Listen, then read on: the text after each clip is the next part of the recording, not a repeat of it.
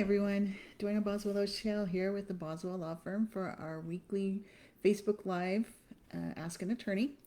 And so, like I do every week, let's talk a little bit about what's going on with COVID.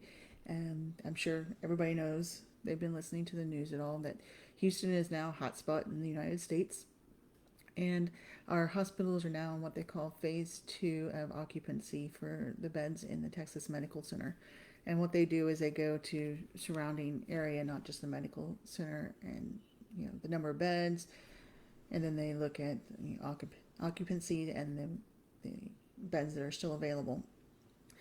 For instance, they do an average daily new COVID-19 hospitalizations by week. When we were looking at the first part of June, the average was 80, and right now between June 29th and July 5th, it was 360. So beds are filling up fast, and when they get to what they call phase 3, it's when they're going to start limiting anything that's elective or not necessary for you to necessarily be in the hospital, just so that they can have the beds, and then they'll have to look into expanding beds as well. Courts have extended all of their previous emergency order provisions, through September 30th. So this is going to be with us for another couple of months. Actually, I think COVID's going to be with us from now on, and we're just going to have to alternate the way that we do things. I know I just recently got set for my first Zoom trial, so I will definitely give you an update on how that went once we do that. I've had a couple of Zoom hearings, and it definitely is interesting and a little bit of a challenge, but I think that we'll get used to it. So saying that, I'm getting a lot of questions on, does that mean that, my divorce can't go forward or my child custody case? That's not the case. Courts are still hearing certain cases in person, and they are still moving cases forward. So the courts aren't closed down, they're just limited to in-person hearings. So that being said, there are a lot of different ways that we can settle cases without having to have the court decide. And we call those alternative dispute resolution processes. And there's, for instance, we have what we call an informal settlement. So that is usually the parties get together and they decide what's going to happen with the kids, what's going to happen with their property, who gets what, and we'll put that into a final order and send that into the court. And right now the courts are hearing those by what we call submission, which means we don't even have to make an appearance and give testimony. We can do it all by affidavits. In the courts, back a year or two, have actually approved the use of what we call an unsworn declaration, which means you don't even have to have affidavit notarized. So that makes the process a whole lot simpler. And as I always say, there's two experts on your marriage and your kids, and that's you and your spouse. So obviously that's always the best way, is that the two of you can make those decisions and talk amicably and resolve everything that way. That's the best and the cheapest way to go. Usually what we hear when we're talking about alternative dispute resolution is mediation. Mediation is a process where you go to a third party who's a neutral. We call that the mediator. And they try to get the parties to a spot where they communicate and come to a settlement agreement. And I would say the majority of mediation attempts are successful. Most of my cases settle there. But if there's just no way that we can come to an agreement, then obviously the courts. All the courts that I practice in require mediation unless we have a domestic violence issue. And there's motions that can be filed to get the courts to waive their requirement. But the courts have put in standing orders that, especially in Harris County, that if custody is an issue before temporary orders, then you need to attend mediation. So sometimes you may actually attend mediation for temporary orders and for final orders. So it could be up to 2. Galveston County actually offers a program where you can get a free temporary order mediation. It's limited to the number of hours, but it is something that's available out there. So mediation, you go, the mediator goes back and forth. Usually you're in separate rooms, and and they try to see if they can get the parties to a place where they're not necessarily happy with the settlement, because nobody is happy, but it's at least something that they can live with.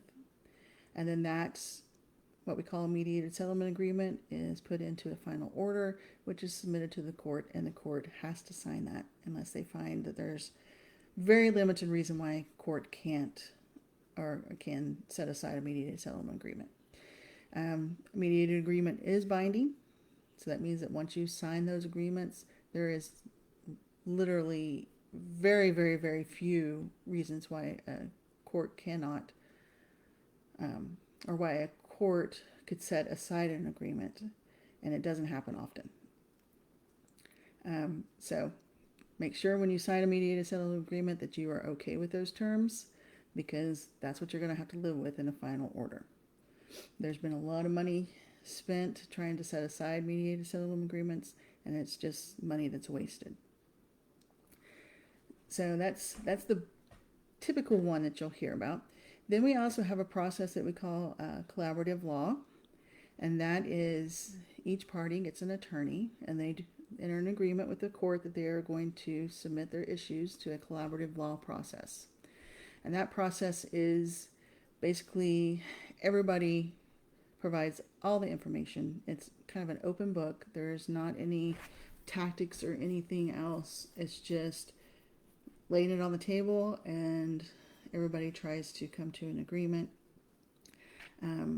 And the big part of that is, if for any reason that any part of the divorce becomes contested, in other words, you're fighting over property or something to do with the children, then both parties have to go and hire another attorney to continue the process. It's a really good alternative way of doing things. It avoids a lot of the fights, and especially if you have small children, you guys are going to be, having to interact with each other for forever. Because even when the children are adults, you're still going to have events that you would want to attend together, such as marriages, grandchildren births, grandchildren birthdays, maybe holidays. So it's something to always consider, that if you can keep the fighting down and the bashing the other party, that always helps with communications in the future, as well as your relationship with your children. And so another, probably the final one that I'm going to talk about today anyway, is arbitration. So arbitration is similar to a court hearing, and basically you go to an arbitrator, and it's somebody that's trained to do arbitration, and you present everything to them, and then they make a decision, just like a judge would. It's a little bit more informal than actually going into the courtroom setting and having a full-blown trial. And once again, the decision of the arbitrator is binding. So you would agree to go to arbitration and allow them to make those decisions. For a good example, most of the court TV shows, such as Judge Judy, now Judge Jerry, which is interesting, those are actually binding arbitration, and not technically a court and a judge making a decision on them. So those are some ways that you can definitely get your case moving forward and settled without having to wait for the court to either schedule you to a Zoom hearing, which I think are going to be very interesting, or just wait for them to open back up to get your case heard. Like I said, they've extended all deadlines, especially in any filing statutes deadlines that are there. CPS case deadlines have been extended through September 30th as of right now. So hopefully that gives you a little bit more information of when you hear the words ADR, or Alternative Dispute Resolution, and some ways that your cases can be solved, especially during this period of COVID-19. And if you're interested to learn more, you can definitely, message me on Facebook, or you can give me a phone call at 832-919-6595, or the easiest way is probably an email if you don't want to message through Facebook.